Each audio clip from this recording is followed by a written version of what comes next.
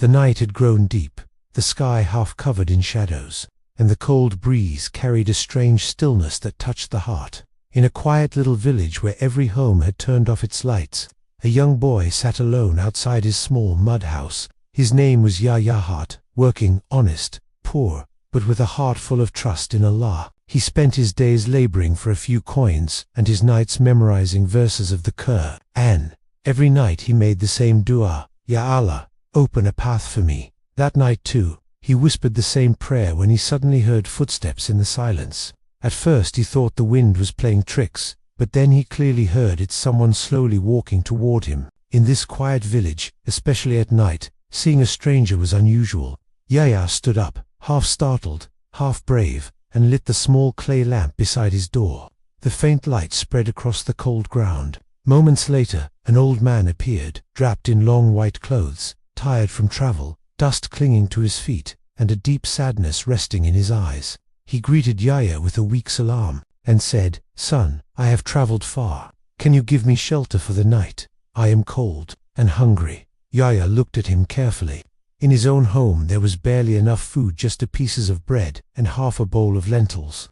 If he shared it, nothing would remain for tomorrow.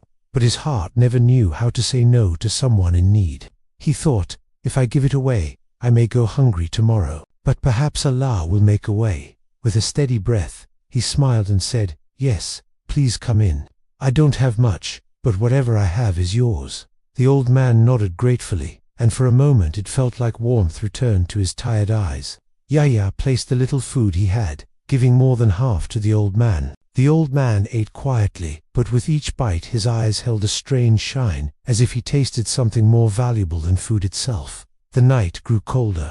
Yahya took his old blanket, the only one he had, and placed it over the stranger.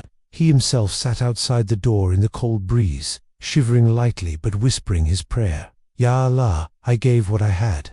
Now the rest is in your hands." Morning arrived slowly. The sky turned pale blue, birds began to call out, and Yahya lifted the cloth door of his small home.